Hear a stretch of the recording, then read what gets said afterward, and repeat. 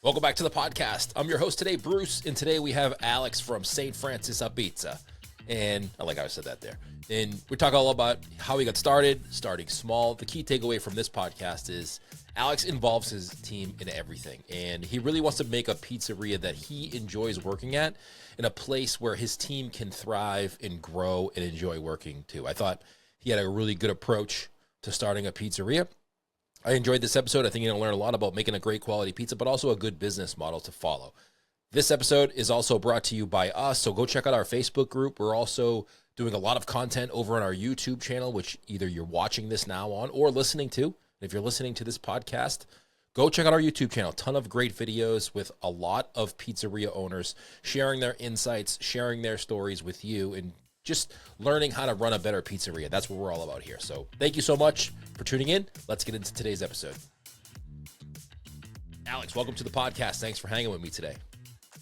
Thank you so much for having me. I've been a long time listener, so this is exciting. Thank you. I appreciate that. Tell everybody, where you're from and what you do. Okay, so I am the owner of St. Francis Apizza in Cincinnati, Ohio. We've been open for 3.5 years. We're open 7 days a week. We do sort of a East Coast inspired pizza, whatever that means. It's so hard to, categorize this in just a couple words, but usually say East Coast inspired artisan pizza. And yeah, I'm sort of like pizza maker, HR, whatever, leader of the business, do a little bit of everything. That's right? Like when you own a pizza business, an independent pizza shop, it's like, what do you do for a living? I do everything. Yeah. Exactly. What day is it today? What needs exactly. to be done? Yep. Another thing that you just said that I love is I think I started podcasting 2013 or 2014. Maybe you recorded my first podcast. It seems like, that's forever ago, right? And it was there was a couple different styles of pizza that everybody knew. It was like New York, Detroit, Sicilian. There was all kinds of styles of pizza, but I don't think people knew all the different styles like they do now. So like when you try to describe your pizza to someone, it's like, it's hard to describe, right? Because there's so many, you're probably influenced by a lot of different styles of pizza that you put into one. So it's like New York-ish kind of, right? Yeah, exactly. And also, like people come in from, they went to school in New Haven. And so they're like, oh, a pizza, a beats. Yeah. And then you're like, whoa, okay. Like it's not that I'm afraid to be connected to that, but also like I don't want you coming in with expectations that are, we don't have a coal-fired oven, right? So right. It's not going to be exactly what you're thinking. And also, I just don't love like all the categories, and it's like just try it, and then you can call it whatever you want. But if you buy it and like it, that's all I need. So yeah, that's why Instagram's so great nowadays, because you can show videos and pictures of it and be like, what kind of style of pizza you have? I serve this. Take a look. Exactly. Yep. Exactly. You can usually, I guess you can fake it, but you're a pizza guy, right? So you can usually tell how good a pizza is going to be by Instagram. I agree with that, and I need to remember that more often as somebody who manages our Instagram page. But yeah, you're absolutely right. Like I could look at a place almost before I would look at like, if I'm traveling, before I'd even look at Google reviews. That's almost more for me about service and consistency and customer service. The pizza, I'm looking at Instagram for sure. So yeah, definitely. I love that. And YouTube, I think we connected because I interviewed Charlie Anderson, who has a YouTube channel about pizza, and he did a great video with you guys in your shop, which was super cool. I watched that video. I was like, wow, this is a really good video. I was, that experience, like if I can sort of tell the backstory a little bit for a second. Yeah, go for it. Charlie reached out. I was not familiar with his channel, and I just thought, we're a young business. I say yes to everything. And it almost always works out for the better. So he reached out. I said, sure, come down. I'm going to be making pizza that day. You can just follow me around, film whatever you want. You can have whatever recipe. It doesn't really matter to me. But I didn't think it was going to have that big of an impact. And we were for a couple months there, and we're still, riding the wave a little bit. We were like 20% busier. Wow, that's great. It absolutely game changer. Like, and just the energy that it brought to the business. So I need to explore more of what YouTube can do for us. And also goes without saying, I'm super grateful for Charlie for coming down and making such a high quality video. The guy is really talented, and great at what he does and has become a friend. So it was a lot of fun. I tell people, pizza shop guys, all and gals, anybody who owns a pizza shop, all the time about how underrated and undervalued YouTube is for a business. Nobody's taking me up on nobody's like picked my brain or taken me up on like, all right, what should I do? I'm gonna follow and execute exactly what you tell me to do, because I did a video on my channel about this place called The Edge Pizza. It's in Plymouth, Massachusetts. It's a Detroit-ish style pizza. It got like 500,000 views, and he just messaged me the other day, said the same exact thing. Like, listen, there's so many people that reached out to me. This is him speaking now, that wanted to pick my brain about like how to start a pizza business, and I got so many customers in there.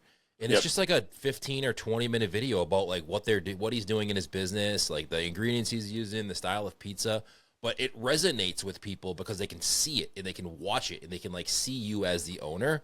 So even if you do 2 videos a month, like you're like, oh, that's not a lot of content. But the difference between YouTube and social media is like YouTube lives forever. People probably find that video of Charlie that you did with Charlie Anderson like today, and you probably recorded that months ago.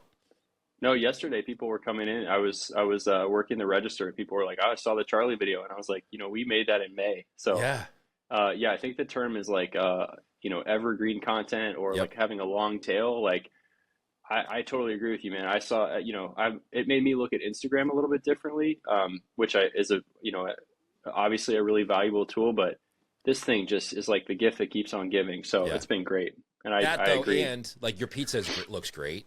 And your kitchen was clean and organized. So like that obviously helps.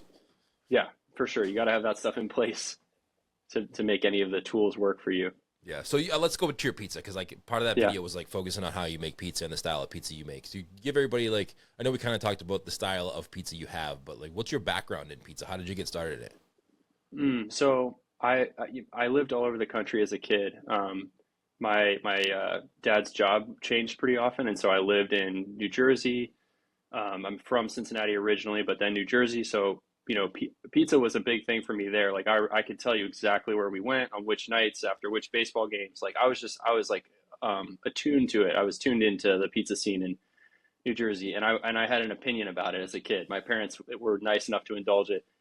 Then I'll skip a few stops here, but and then we ended up in Portland, which I think now is finally getting its due in the national media for like being the pizza city and the baking city that it is. But I was a freshman in high school when a Pizza Shoals in Portland opened at their current location, so about 20 years ago. And so we would go there, like all that. Like I would go get there at 4:30 so I could be in line, and so that my family could, sit down right at 5 because they didn't like to wait. So like the pizza that I kind of like grew up on was a Pizza Shoals, which is crazy because I don't know if you've had it, but I mean, in my mind, still that's like the bar to always be reaching for. And so then it just became about sort of like I went to college for something else, and it had nothing to do with restaurants or hospitality, and had a different career in education. And then I just kept being like, man, I think I would have a much more exciting and fun life, starting my own business and basing it on a craft that, based on what the little research I was able to do from, things like your podcast and books and talking to different pizzeria owners, I think I was like, what, I think I can like make a go of this, and honestly, probably, make at least as good of a living as I am as a teacher. And I knew I'd have to work really hard, but I loved it. So I was like, let's go for it. So then, I worked in other people's pizzerias for a while. Smart. Got into baking bread. I realized that, like there's just a big difference between putting toppings on and baking pizza versus like understanding, I know I'm preaching to the choir here with you and your listeners, but it's all about the dough, the crust, of course. So I worked for about a year in a sourdough bakery where I was just doing everything from small batches, everything from feeding the starters, mixing the dough, baking it off every day. So I could see the whole process and nobody else touched any of it. So like if I screwed up, I knew exactly, who to blame and what happened, which is, stressful and also a great experience. But then, it's sort of the similar, a lot of pizza makers now is like got the uni, So I'd come home from my baking or pizza job, make pizza at home, then started doing pop-ups, and then finally, just went for it with the restaurant. So When did the restaurant open? it opened in February of 2021. So So a signed a year after lease. COVID. Yeah, we were definitely still in the thick of it. And so like the restaurant is now it's kind of frustratingly designed for a pandemic Oh, because like we at the time we were like, I don't know when this is going to end, and right. we didn't have any seats or anything. It's still all takeout. And now I'm like, man, the next thing I would like to do probably involves seating and serving people, in person, not just having them take it to go. But it was a great way to start, also because I didn't have any experience managing a whole restaurant. So it's like, okay, as long as I'm like teaching people how to be, or hiring people who are friendly and are organized, like I know the pizza part. That isn't the problem. That's not the challenge. And now I feel like I got to learn I need to be a bartender and a front of house manager for 6 months or something in my free time, to try to get some experience on that side of things. I think it's smart though, even if you're like a little frustrated because you wish you would have had seating. Because if you're gonna have to pick one of the two, right, having too much space or not enough, having not enough is a way better problem to have than having too much and not being able to or not know how to use it. Yeah, yeah. I mean, it was never, well, it wasn't as scary of an experience as it could have been to start because, we just didn't have that many things to worry about. Again, the pizza quality, and then like, are we being friendly to people? It was good to start small, and also, I'm pretty, like I said in the beginning, pretty open about all this. Like, I didn't take out a loan. I took over an existing restaurant space. It had like 90% of the stuff that we needed. And so it's hard to really quantify, how much better I've slept at night. I don't always sleep that well at night because of other, stressors, but um, it was really nice to just start, with a relatively manageable project. So did you fund the opening of the brick and mortar with the pop-ups that you were doing?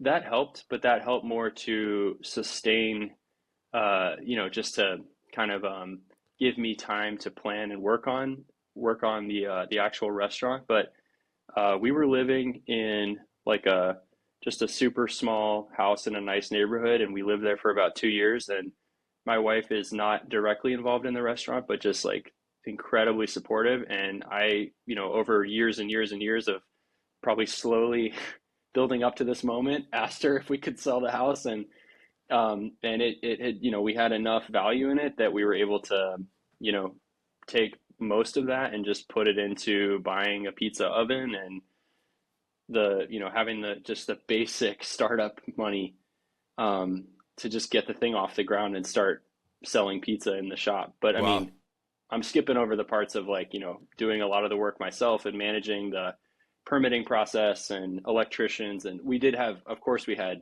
some work that had to be done to the space. Right. But a lot of it was like cosmetic or like, getting the electrical set up for a pizza master oven and stuff like that. So you went all in. Yeah. Yeah. Yeah. And Hmm. how's it going? So how is it going now? This many years later. It's been great. It's been great. We've been really fortunate, and we've worked really hard as a staff, as a team, to see, just growth every year. It's not always like 100% or 50% growth, but we just planned it pretty cautiously. Like I just kind of thought about like, okay, if we sell, 100 pizzas a week and I'm working in the kitchen, like we'll be okay, right? Yeah. Like because and then I also had a tab in my spreadsheet that was like, if we sell, 700, how does that look? Like I'm not going to plan on that, but I mean, if that happens, it's exciting to look at that one. So Yeah. Yeah. we just staffed it really small to start, and I've gradually, had to, of course, like as we've just have more moving parts. I'm working in the kitchen less, and I have a kitchen manager now, so who's wonderful and great at what she does, and yeah, we've just kind of grown. Every month something changes, something improves. That's the fun part. Yeah. Yeah. Listen, I don't care how long you've been in business for. It's always something new to learn or new process or system, or just improving your pizza in business in general? Like there's always something that you can work on to make it a little bit better. I can't stop, and I love it. And yeah, and our team is just so like they get excited about little changes and they bring ideas. We're always like just trying to think of like how can we make that? Do we really have to do it this way? Or, you know, I think customers are getting annoyed that we're charging this for ranch. Like, let's just, take a little less profit. Like they just have so many different ideas like that I really incorporate into my decision making. And yeah, the fun part is just getting better, and Yeah. it's Do you have energizing. do you have like a so I know you said like if I sell 100 pizzas a week, I'll be okay. Do you have like what's the maximum amount you could do in the space you are in right now? Like are you there yet? Uh, I, I'm just picturing like like if our staff listens to this, like they're gonna be like, we're past it. We're definitely Yeah. past it. I like, every staff, like no matter what. I Yeah, was in the business yeah, for a long time, right? I operated for 20 plus years and I know. everybody And thinks it's the busiest it's ever been. yeah, exactly. So, I mean, I would say like right now we just have to do a lot of things, to literally just fit everything and everybody into the space that are annoying. So when I was saying that about our staff, it's not like I don't want to make pizzas, like that many pizzas. It's like, okay, but if we put this in this part of the fridge, like where are we going to put this out? And Right. I'm like, we'll figure it out tomorrow, so yeah, we're pretty close to being maxed out, but we're not open during the week until 4 o'clock. So, um, you know, it's about 850 square feet. Um, and so it does get like on a Friday, it's really tight. It's I really bet. tight. Like, And you're in and an we area don't, I too should like say, yeah, you're in an we area don't have like a Boston too, walk-in. like that's cold. So it's not like people can just wait outside. Yeah, exactly. Right. They wait in their cars. So we've incorporated like, we run a lot of pizzas out to cars. But yeah, we don't have a walk-in. So, we just have to really bend our processes to meet the limited reach and fridge space that we have, basically. So do you make your dough every day in the morning? Yeah, yeah, And, every day. Yeah. and then do you refrigerate it or what do you do with that at that? No, so I mentioned a Pizza Shoals in Portland. So before I opened my shop, I contacted Brian Spangler, who's one of the excellent, amazing owners of a Pizza Shoals in Portland, and I went out there for 3 days, and I just basically paid him to let me follow him around and ask any questions that I That's great. had. I didn't know he did that. Yeah, I mean, it was. I literally think of something that he showed me like every single day. Like I have a notebook full of, and I pull it out all the time. Great use of the limited money that I had to start. But yeah. So he basically, one of the things that he preaches is like, just learn how to change your dough process based on the space that you have. So when I was looking for a restaurant space, I didn't need a walk-in. I knew I wanted three-phase power, right? Things like that, but I knew I could do a primarily room temperature proof Yep. for our dough, and that's also something that I learned at a Pizza Shoals when I was there, spending time with Brian before we opened. So yeah, we do an overnight pre-ferment, and then we mix it into the final dough in the morning, and then the staff just basically manages the temperature of the room through our like smart AC heat. So like it'll kick on heat and cool, which is so crazy, and you should see our electric bill.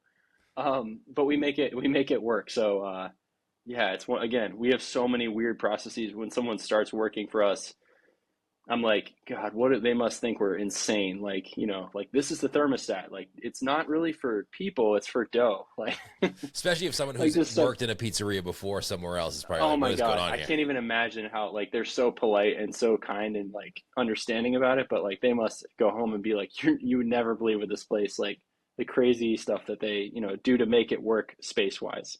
So if you ever opened up or expanded, you'd want to walk in because you'd probably be easier to manage that way, right? It would be so much easier. Yeah. Yeah. Yeah. It would just be a nice luxury. Like, but we like when we started, like I couldn't afford a mixer. So I just mixed the dough by hand every day. And that, as soon as I had enough money in the bank, I was like, I'm going to treat myself to a mixer.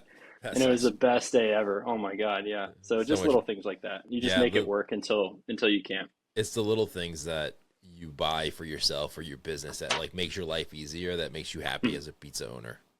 Exactly. I Yeah. remember I Yeah. remember we used to make dough and cut and roll it by hand. We did have a walk-in, but we would make 5 batches of dough a day. And I remember the first time we bought my partner bought a dough, like you put the dough in and it cuts it and rolls it, one of those machines. hmm And hmm it made it like sped up the process by 2 or 3 hours a day. Would save us Oh my just by gosh. like cutting Wow. and rolling the Yeah. dough. And I was like, this is the best effing thing I've ever seen in my life. Oh Fast yeah. Yeah. forward like Totally. 5 years, right? So fast forward 5 years, we have this thing. The newer guys, you know how like when you set a new process in place, you hire someone, they only know that process. They don't know the previous process. So hmm we have this cutter and roller. It breaks, right? Of Friday course. night. Of course it breaks Friday night. They call us.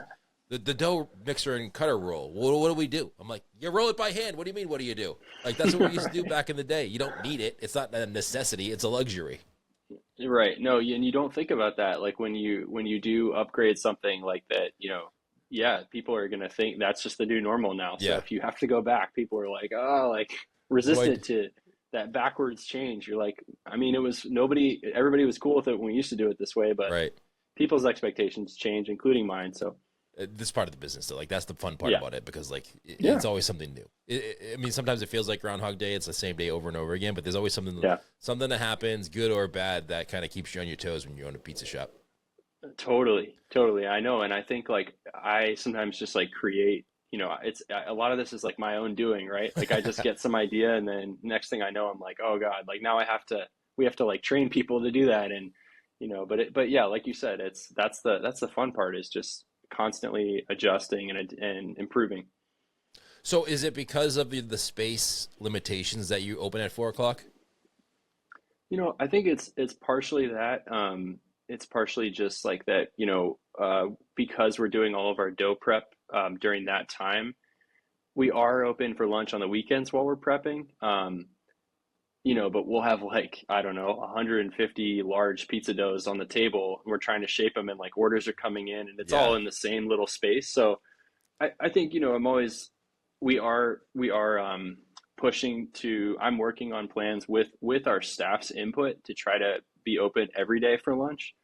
But it's like there's always that balance of like keeping everybody feeling good and involved in the process, versus just ripping the band-aid off and being like, I'm the owner and we're doing it. Like that's just not going to go well, right? So I kind of approach it like, hey, I know like we've been doing it this way. These are the reasons why we need to do this, and it'll benefit the business. And here's how it'll benefit you. Yeah. And then like kind of, but then also sort of like we're doing this, and I need your help to pull it off, right? And so then that gives them a chance to say, because I'm not very like detail oriented, right? So I'm like I think of these ideas, or not that that's rocket science, to we're going to be open for lunch as a pizza place, but I kind of push and lead towards things like that. And then like my kitchen manager is super detail oriented, and so she's able to kind of say, okay, like I'm on board, and also like, have you thought about this? Have you thought about this? And also here's a way that we can make it happen. So we're taking our time, and we're in no rush because we're fortunate that we're busy the rest of the time that we're open. That's great. So Yeah. what's the schedule look like for your staff? What time do they come in? Like, what time do you need to get that process started? The first person gets in at 9 to open. And so basically they just get right into mixing the dough. I mean, other than, unlocking the door and turning the lights on, like they're mixing the dough right away. Because we need it to be ready, for service, which for us is typically at 4 o'clock. Right. So then, people kind of trickle in after that. Some people have like a 10:30 start. Some people have 11:30. But our front of house, person during the week, since we're all carry out, doesn't get in until right before we open at 4. So even if you're open at 4, doesn't mean you're not there doing things for the Oh pizzeria no, yeah, in no, the morning. no, Yeah. I think a lot no. of people look at that schedule and look at and say, "Oh, Yeah. I'm looking at your website now. It's like, oh, I'm open 4 to 8. But that's the best hmm schedule in the world. I only have to work 4 to 8. But that's not how it actually works. Yeah, I mean, I understand that. Like, that doesn't, I think early on people would be like, so do you have like another job then? And I was like, and Yeah. that kind of like annoyed me. Like, but now I'm just like, I get it. They're weird hours, right? Like, we close at 8 o'clock on Fridays, and that's just like a preference. It's just, My staff, like some of them have like kids and they go to bed at a reasonable time and they're not so like with every choice you make, there's like two sides to it, right? Like we could probably sell more pizza on Friday, of course, but people got to be there at 9 a.m. the next morning, and Right. they come in and they're rested and they're ready to go, and they're not like hungover, and they're not, they haven't been staying up all night. So yeah, it's just a trade-off. It's just a trade-off. I remember we had to make those decisions too, because when I first originally started, our business was open 11 to 10 Oh my Monday. God. Yeah, early. Yeah, right. Oh, listen to this. That's not even the best. That's not even the worst. And then on Friday and Saturday, we were open till midnight. Oh wow, yeah. So we decided after doing that for a while, we were looking at the numbers and we're thinking to ourselves, like you have to take the good and the bad. Like, is the business that we get from 10 to 12 worth the headaches that come along with that business? Are they the best customers? Are they the Right. customers we want? Are they Right. customers that are going to sustain our business moving forward? And we ultimately came to the conclusion that being there for those 2 hours, even though we did get revenue from it, it wasn't helping our business over the long run, and it wasn't like motivating the staff. Nobody wanted to do those hours. Everybody was like, Yeah. I don't want to be here those hours. It was like miserable. So we just decided to pull the trigger and be like, you know what? We're just going to close at 10 o'clock every day just to make our lives easier. So like you're doing the same thing. Totally. Yeah, yeah, and I get it. I mean, sometimes I have moments or days when a side of me as a business owner is like, hey, we need to really maximize the top line sales here. Like our rent is a percentage of that. Like we gotta move, we gotta be open more, but at the same time, there's other ways to look at it too, right? And Right. you have to like, I'm pretty comfortable, um, like you said, really digging into it and understanding like, okay, what are the hours that we definitely need to be open, where customers want what we're doing, and we're not like if we're begging people to come in from 10 to midnight, like what are we even doing, right? Like the staff hates it, customers don't even want it. Right. And for me too, like or now, and also my kitchen manager, like we have to be available and on at from 10 to midnight, like all those nights. So if I'm at a family thing or I'm having dinner with my wife, like I mean, I got the phone right here, right? Yeah. So it's also that of just, there's only so much that can go wrong during prep. Um, Knock on wood. Right. Yeah. You better do There's a lot that can go that. wrong during service. And so, yeah, just having that peace of mind, I think is you can chase money, and I care about money, and I have a family, and I want my staff to make really good money, but it's not all about that. So it's a big part of it, but it's not all about that. I think too, like if you look at your business and anybody who's open for, you're excluded from this because you're only open for 4 hours. So you are hitting that prime 80-20. But if you like put the 80-20 principle into play for any pizzeria that's open from like, let's say 11 to 9 or 11 to 10, I bet you do 80% of your sales in 20% of the time you're open.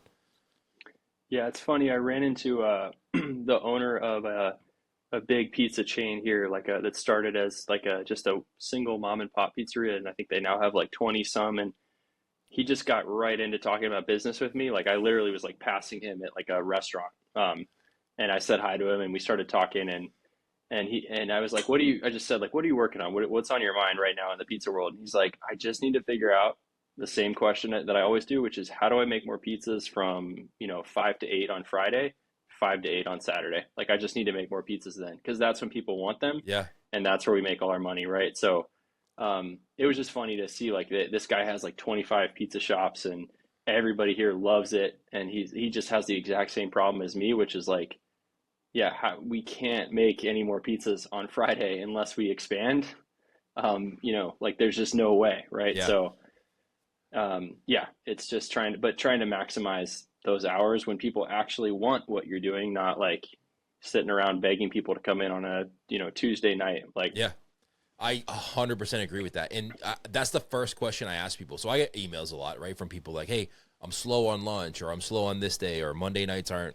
What should I do for deals on Monday night because I need to pick up Monday night? And I'm like, are you tapped out Thursday, Friday, Saturday from 4 to whatever you're open? Are you tapped out? And they're like, no. I'm like, tap it out first.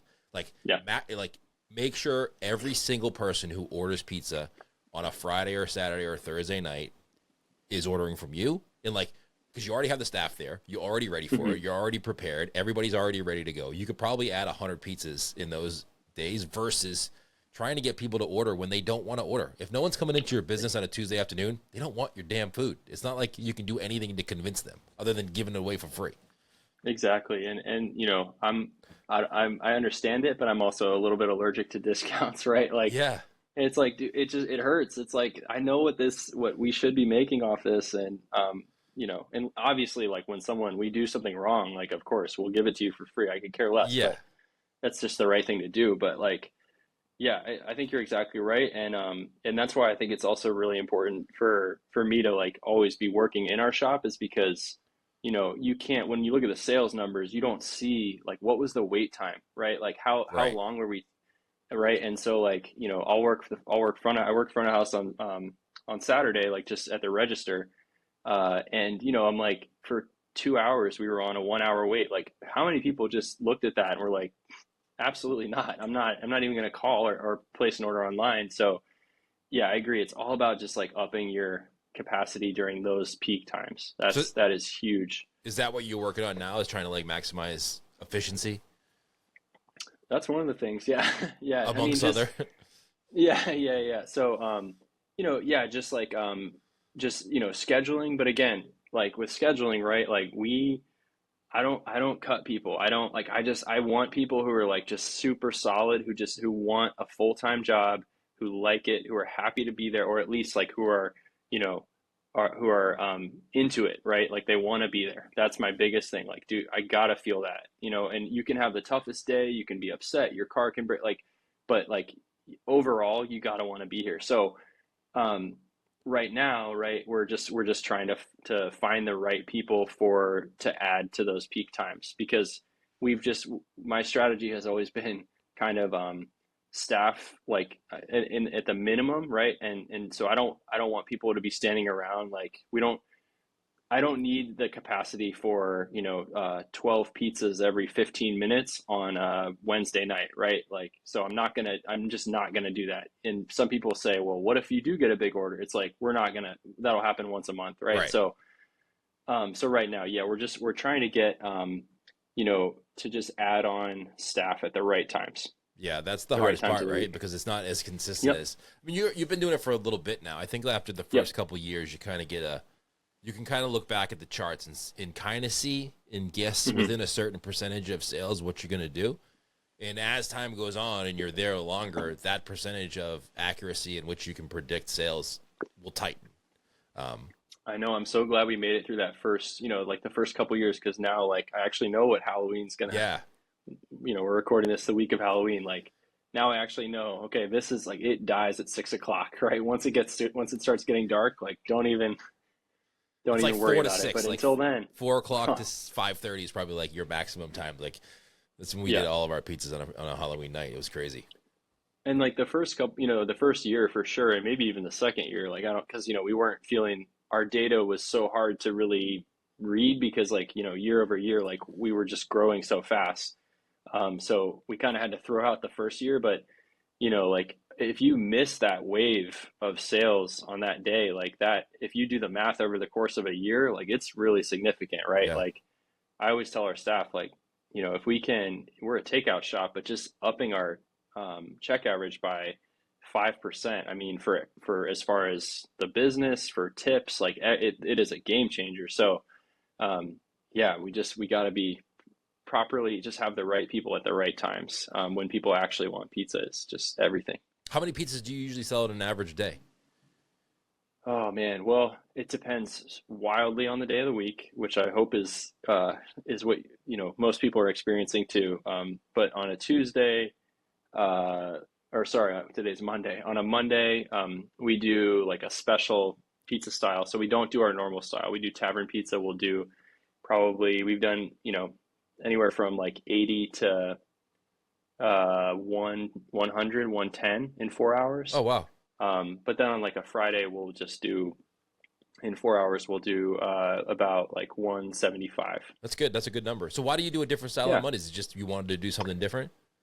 We started out being open 5 days a week, and then I just felt like if we just opened on Monday with our regular style, it would just kind of like cannibalize, it would just be taking people who would have come on Wednesday Yeah, and come yeah. on Monday, and So, and then I also just I just noticed the when I felt energized just making a different style for our staff, and then I would watch how fast they ate it, and they had lots of ideas, and then they got into it, and they were suggesting different toppings, and we're kind of like an old school menu. Like we don't have barbecue sauce on the pizza. Like we're pretty like traditional, I guess I should say, not old school as far as topping. So with Tavern Pizza, it just gives us a chance to kind of like be different and do something different for a day.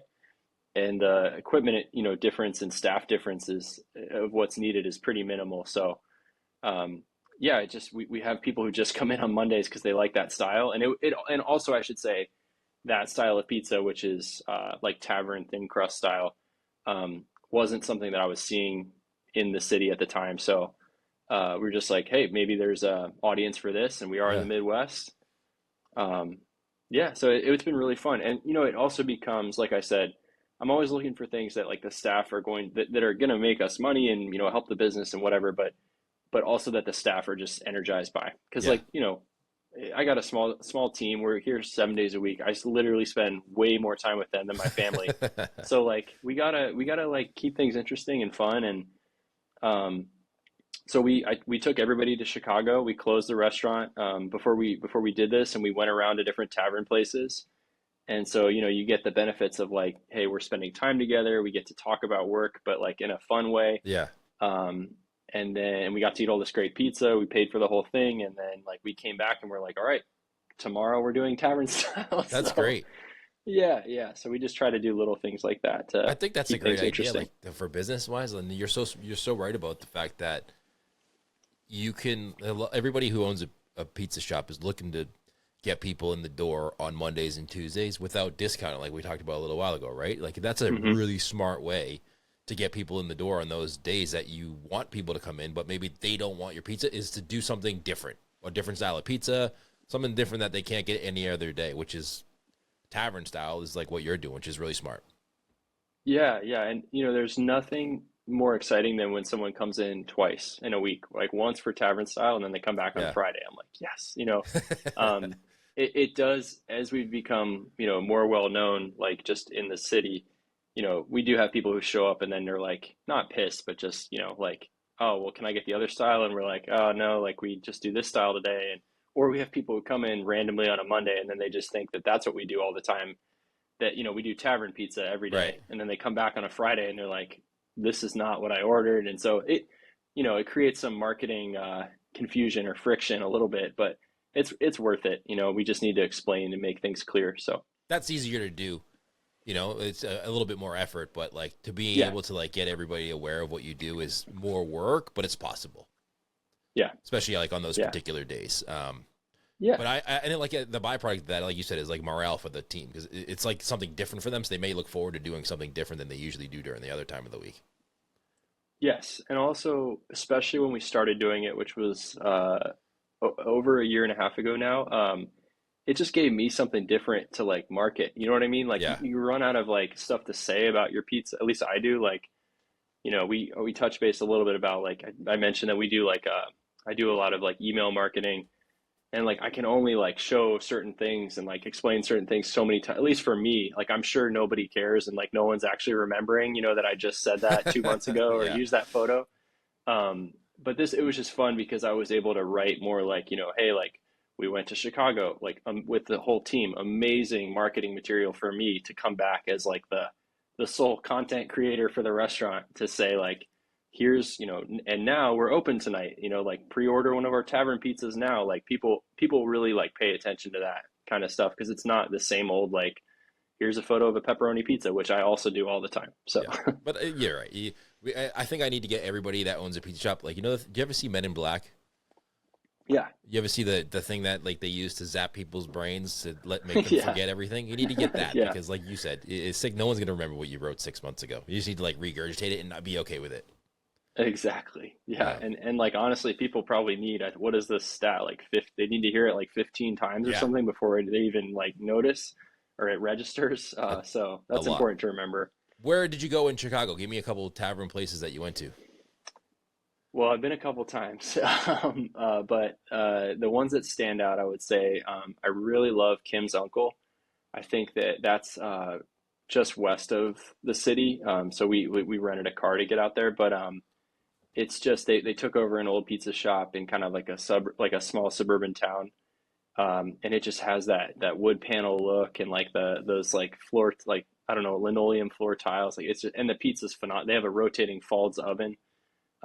It's they just nail the every but then the pizza also meets the quality. I would say that's my favorite one, for sure. And I think they're opening a new spot in Chicago proper, like in the actual city. But Yeah, I went to Chicago not too long ago. I didn't get a chance to go there because I was only there for a few days for the National Restaurant Expo, but I went to a couple places. And Alberto from Forza Pizza was like, "You got to go check out Kim's Uncle." I'm like, I know, I got to go back to Chicago. it's Chicago so has far so many away. great places. It's amazing. I know. Like it's really. I feel really lucky. I think we're like 5 hours away driving, or like a super short flight. And I mean, I love going there and just eating pizza. And it's like all spaced out enough that Yeah. you're not like, sometimes in New York, like if you're eating a lot of pizza, you're like, okay, this is like 30 seconds away, or Yes. like I need a little time. So yeah, it's a great pizza city to visit. That's awesome. Well, Alex, I appreciate you. Where can people go say hello to you? Your website, on social media, where should they go to check you out or say hello?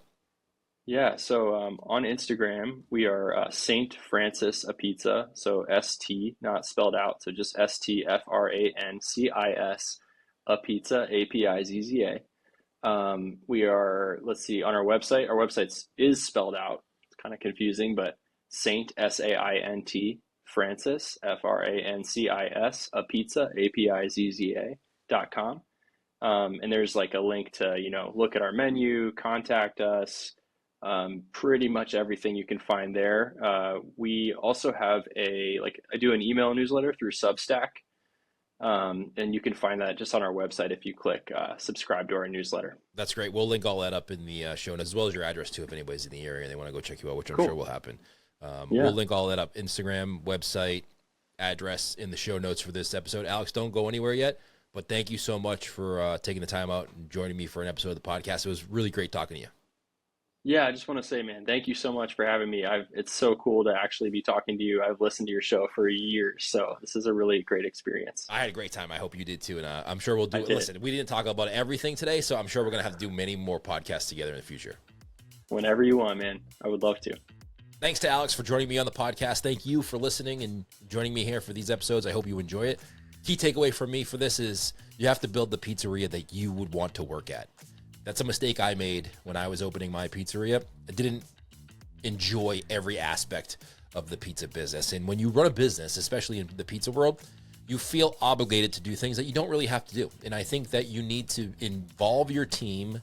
They are part of the business, and also do the things that you enjoy doing, because if you go to work every single day and you enjoy it and you are able to kind of bring your creative mind to the job, you're never going to want to quit. And a lot of pizza operators out there are doing things they don't like. So that was a key takeaway from me. Let me know what you think in the comments below this video. Also follow us on Instagram, YouTube, Spotify, Apple. Hit the like button, hit the subscribe, leave us a review, all of that great stuff. Thank you so much for tuning in. We'll see you next time.